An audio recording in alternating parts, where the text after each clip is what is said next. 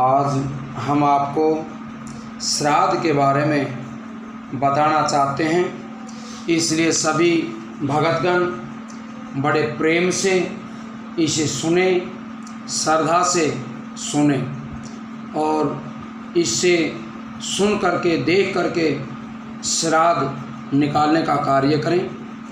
ये श्राद्ध भाद्रपद शुक्ल पक्ष की पूर्णिमा से प्रारंभ होते हैं और अश्विनी कृष्ण पक्ष अमावस्या तक श्राद्ध चलते हैं।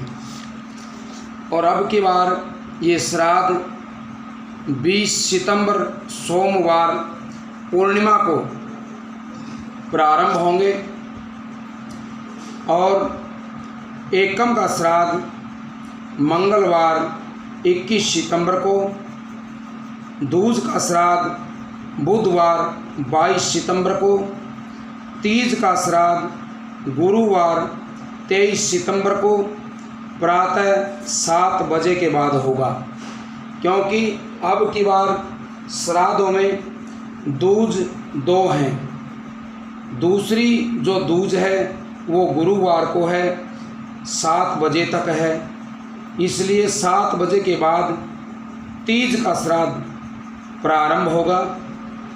चौथ का श्राद्ध शुक्रवार 24 सितंबर को प्रातः 8:30 बजे के बाद निकाला जाएगा, क्योंकि तब तक तीज तिथि होगी, उसके बाद चतुर्थी तिथि है। और पंचम श्राद्ध शनिवार को 25 सितंबर को होगा, जो कि दिन में 10:30 बजे के बाद पंचमी का श्राद्ध निकाला जाएगा। छठ का श्राद्ध सोमवार 27 सितंबर को, सप्तमी का श्राद्ध मंगलवार 28 सितंबर को, अष्टमी का श्राद्ध बुधवार 29 सितंबर को, नवमी का श्राद्ध गुरुवार 30 सितंबर को और दसवीं का श्राद्ध शुक्रवार 1 अक्टूबर को, एकादशी का श्राद्ध शनिवार 2 अक्टूबर को, द्वादशी का श्राद्ध रविवार 3 अक्टूबर को, तेरस का श्राद्ध सोमवार 4 अक्टूबर को, चौदस का श्राद्ध मंगलवार 5 अक्टूबर को और अमावस्या का श्राद्ध बुधवार 6 अक्टूबर को किया जाएगा।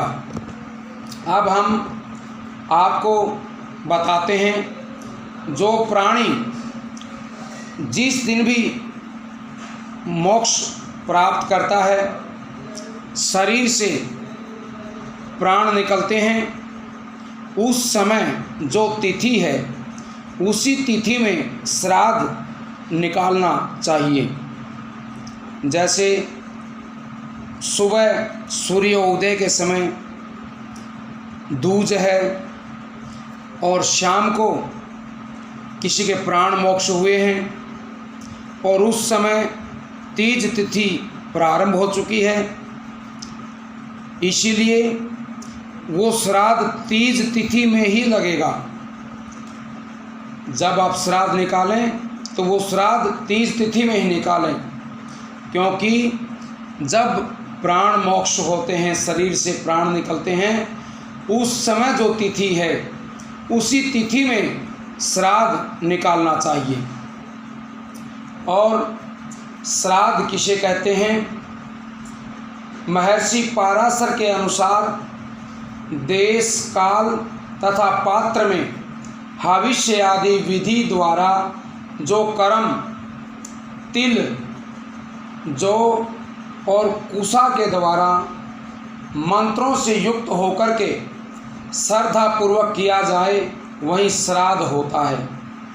महर्षि बृहस्पति तथा श्राद्ध तत्व में वर्णित महर्षि पुलस्त्य के वचन के अनुसार जिस कर्म विशेष में दूध, घी और मधु से अच्छी प्रकार से पकाए हुए उत्तम व्यंजन को श्रद्धापूर्वक पितृगण के उद्देश्य से ब्राह्मण आदि को प्रदान किया जाए, उसे श्राद्ध कहते हैं। श्राद्ध 2 प्रकार से किया जाता है।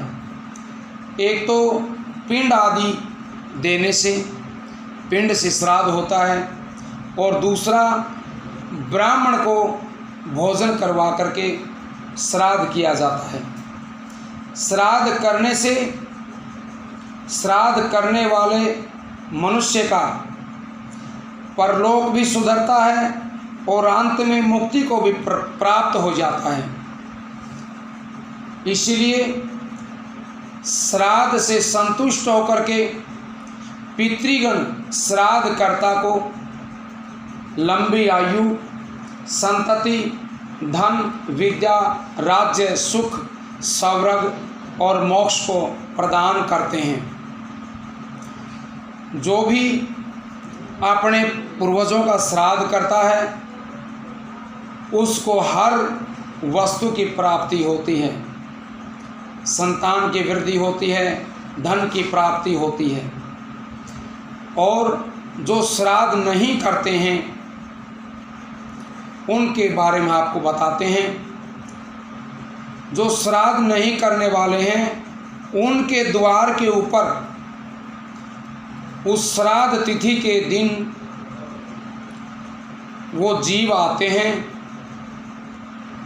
और उस दिन अगर उसका श्राद्ध नहीं किया जाए तो वो आत्मा, वो जीव बद दुआएं दे करके वापिस चले जाते हैं, उसे श्राप दे करके वापिस चले जाते हैं और उसके घर में वंश की वृद्धि नहीं होती है, मकान में दरारें आ जाती हैं, घर में कलह कलेश हो जाता है, पशुधन में परेशानी होने लग जाती है और वो पितृ देवता उसके खून को पीते हैं, यानी उसको बद दुआएं दे करके चले जाते हैं। और जिसके घर में श्राद्ध समय पर निकलता है वो पितृ देवता वहाँ आकर के बड़ी प्रसन्नता से उस श्राद्ध को ग्रहण करते हैं और उस घर में अपने परिवार वालों को, अपने कुटुंब वालों को अच्छे अच्छे आशीर्वाद दे करके वापिस चले जाते हैं। इसी से उनके घर में पुत्र आदि की वृद्धि होती है। और एक बात हम बताते हैं आपको, जो कर्मों के अनुसार मृत्यु के बाद जीव को अलग अलग योनियां प्राप्त होती हैं। कोई देवता बन जाता है, कोई पितृ योनि में जाता है, कोई प्रेत योनि में जाता है, कोई हाथी, कोई चींटी, कोई चिनार का वृक्ष, कोई तृण आदि का योनि प्राप्त करता है। श्राद्ध में दिए गए छोटे से पिंड से हाथी का पेट कैसे भर सकता है, इसी प्रकार चींटी इतने बड़े पिंड को कैसे खा सकती है। देवता अमृत से तृप्त होते हैं, पिंड से उन्हें कैसे तृप्ति मिलेगी। इन प्रश्नों का शास्त्र ने अच्छी तरह से स्पष्ट उत्तर दिया है कि नाम गोत्र के सहारे विश्वदेव और अग्निस्वात आदि दिव्य पितृ हव्य कव्य को पितरों को प्राप्त करा देते हैं। यदि पिता देव योनि को प्राप्त हो गया हो तो दिया गया अन्न उसे वह अमृत के रूप में प्राप्त हो जाएगा। मनुष्य योनि में अन्न के रूप में प्राप्त होगा। अन्य योनियों में भी उसे श्राद्धीय वस्तु भोग जनक तृप्तिकर पदार्थों के रूप में प्राप्त होकर के अवश्य तृप्त करते हैं। जिस प्रकार गौशाला में भूली हुई माता को बछड़ा किसी न किसी प्रकार ढूंढ लेता है, उसी प्रकार मंत्र के द्वारा वस्तु प्राणी के पास किसी न किसी प्रकार पहुंचा दी जाती है। नाम गोत्र हृदय की श्रद्धा और उचित संकल्प पूर्वक दिए हुए पदार्थ को भक्ति पूर्वक उच्चारण आदि मंत्र का उच्चारण करके उनके पास पहुंचा दिया जाता है। और श्राद्ध करने का समय कुतप काल बताया गया है, जो कि दोपहर 10 से लेकर के 12 बजे तक का जो समय है वो श्राद्ध का समय बताया गया है, इसलिए श्राद्ध का समय दोपहर को ही है। दोपहर में श्राद्ध करें। जब भी आपको तिथि का पता नहीं हो तो श्राद्ध के लिए इस वीडियो को देखें और सुनें। और श्राद्ध में एक बात विशेष सबसे उचित है, वो हम आपको बताते हैं। जब भी अपने पितरों का श्राद्ध करते हैं, भोजन निकालते हैं, ब्राह्मण को भोजन जिमाते हैं, गौ के लिए भोजन निकालते हैं, तो उसमें तुलसी दल अवश्य शामिल कर लें, क्योंकि तुलसी दल से ही पितृ देवता बड़े प्रसन्न होते हैं। इसलिए एक बात आप ये विशेष ध्यान रखें कि तुलसी का पत्र श्राद्ध में जरूर शामिल करें। बोले पितृदेव महाराज की।